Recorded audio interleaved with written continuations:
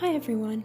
Today I'm going to show you how to loom knit neck bands to hold medical masks off your ears so that the straps don't rub your ears raw. Now I'm sure there are many ways that you could do this, but I am just going to show you the way I have found the easiest. This is also the same way that I make the hairbands that I sell. So what you will need for this way of loom knitting neck bands is actually the sock loom. This is the wooden sock loom that is usually used to make socks, and when you make socks, this bar right here you usually move throughout this side to make the size that you want, but for this you're going to want to put it this far away. I make it just far enough away that I can put my fingers in it, and I know mine is very taped and beaten up. I have used this a lot over many years, so it's pretty knocked up, but you want to be able to put your fingers in between the two bars and make sure that's nice and tight. We're going to start with it like this to make these neck bands. So I like to use, for this particular project, two different types of yarn. The first one being, I love this yarn. It's cotton, and you can find it at Hobby Lobby. It is a softer yarn. Here, actually I have a roll of it right here. It's a softer yarn and is the perfect thickness and doesn't feel scratchy against the back of your neck. So I like to use that yarn. And I also like to use Crafter's Secret cotton yarn, also from Hobby Lobby, but the Michaels equivalent is also very good for this project, and it's called Sugar and Cream.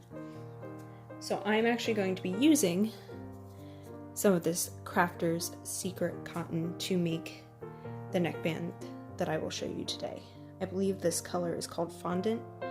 I love to use the transition colors the most. It makes for the prettiest neckbands and transitions fast enough that you can see all the colors that you're using. So you're just going to start off by tying a normal knot and putting it around the first peg. This is actually also how you would loom knit a scarf, just a smaller version of it. So you're going to take it across, wrap once around each of the pegs, moving front and back across the loom.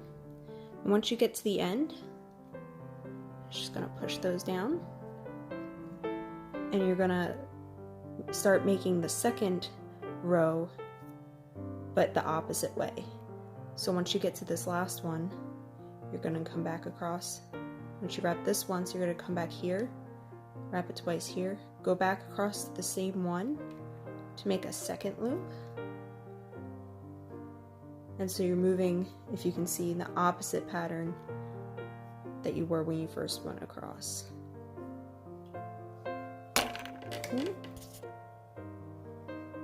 Sorry, knock the stand.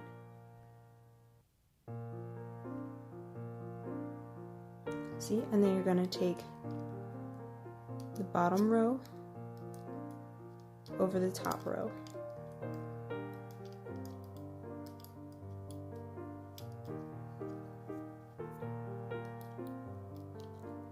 Taking that knot over.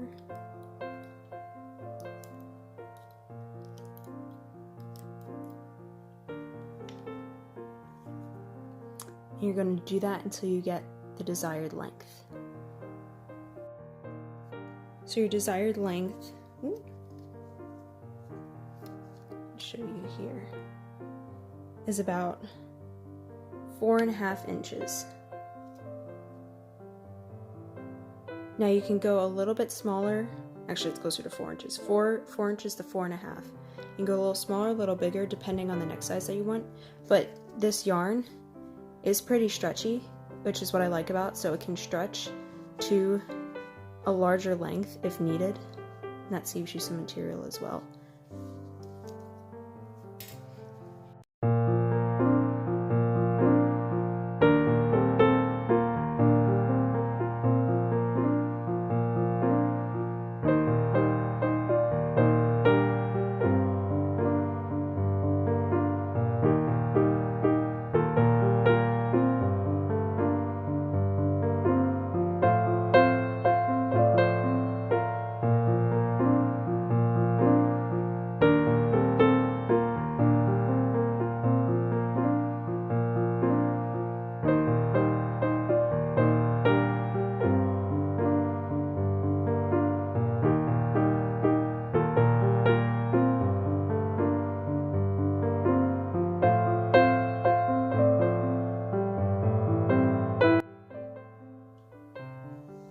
So once you get to about the right length, sorry, I use my legs when I knit as well. I usually just like to measure like this, line up ones that I've already have done, see if it's about the right size. I could use another row, so I'm going to do one more row.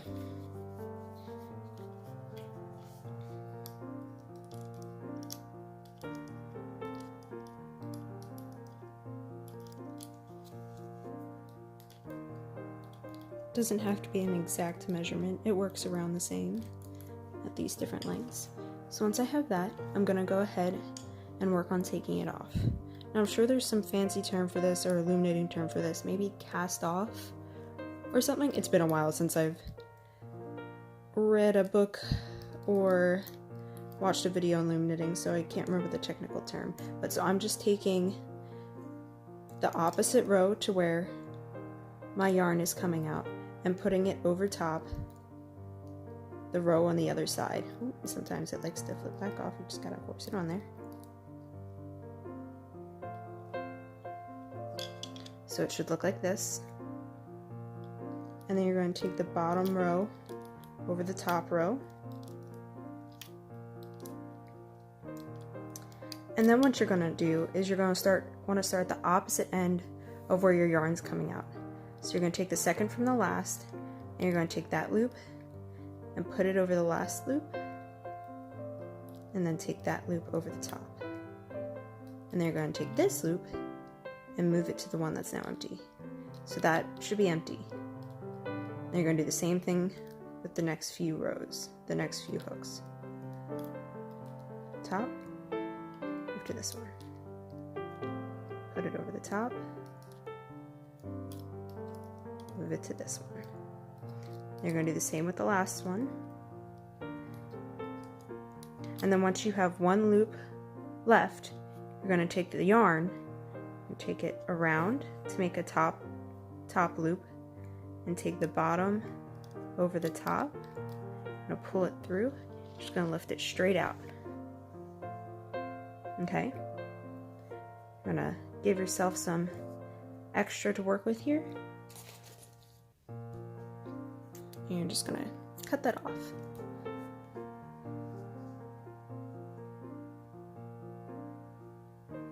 And this is what it should look like. So the next thing you're going to want to do is flip it over. This is going to be your bottom side. You can choose which is top and the bottom. I just like the way this side looks better. So I'm going to make this the top. So I'm going to flip it over. I'm going to thread my loom knitting needle through this top section here. Just kind of make sure it's in the very middle so you can't see it on the front, can't see it on the back. You're going to take this extra string, this extra yarn, thread it. You're just going to pull it through. Straighten it out a little bit. Oh, sorry, I know it's getting a little blurry. Straighten it out. And you're going to do the same thing on the other end where you had the knot to begin with. So I'm going to flip it over.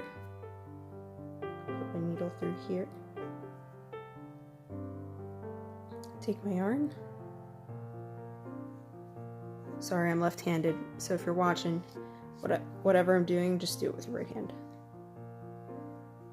Take it through there. I'm gonna pull it tight for a minute and cut off that extra.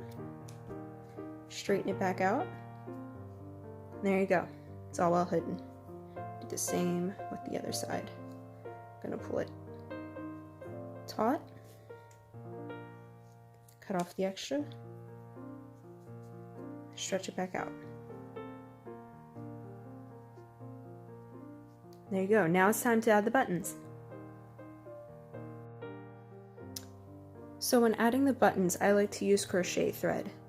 I ordered a bunch from Amazon and I'll include a link in the description. This one transitions, so I usually just unwind it enough until it gets to this transition point. If you can see it. Come on. I know you want to focus. See how it goes from light over here to dark over here? I just cut it right when it starts to change.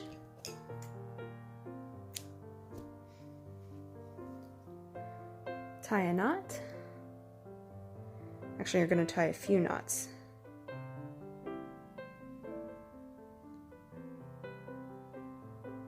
To make sure it's nice and big.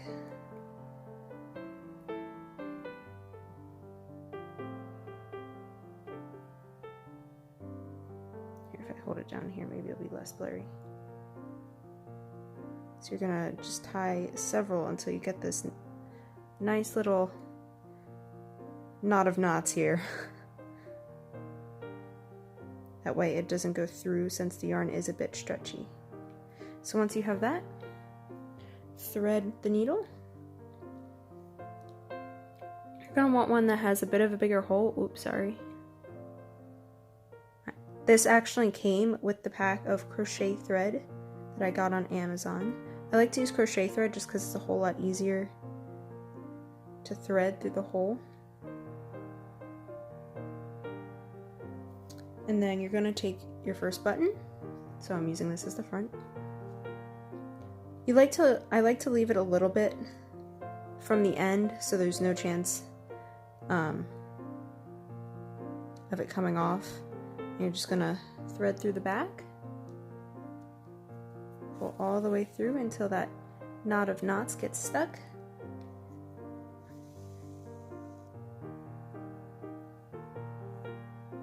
You're just going to do this. I like to do this 3 times.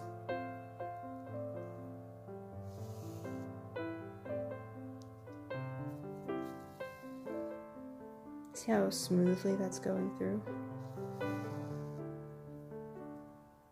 And then you're just going to flip it over.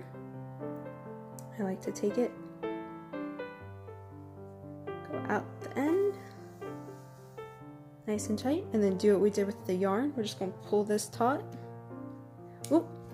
Actually, this is perfect. This is what you want to avoid. You want to make sure when you go through, you don't accidentally go through the front like I did. So I'm going to take it back through if I can. Can't see that.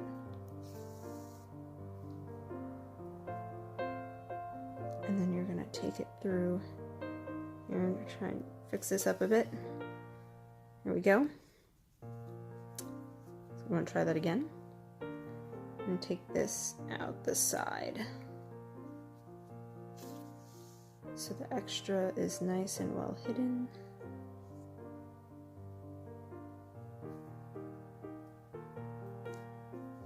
Flip it over and check. Yep, it's good. Pull it tight. Cut that off. Set that down, and then you're going to go ahead and retie the end with another knot of knots. You don't want to leave too much space at the end, but you do want it to stay.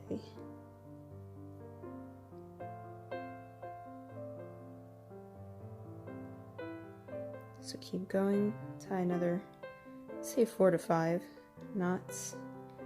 Here we go. Lots of knots at the end.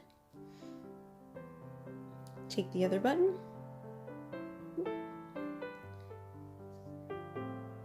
Make sure it's about the same distance from the end as the other one.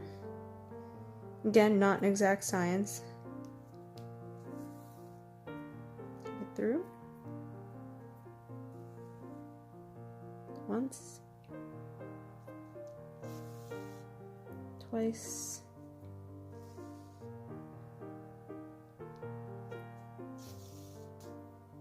3 times.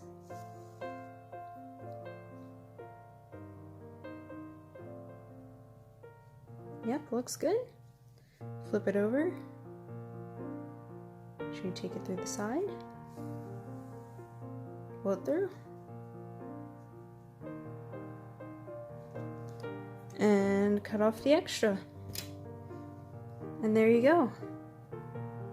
Your finished neckband.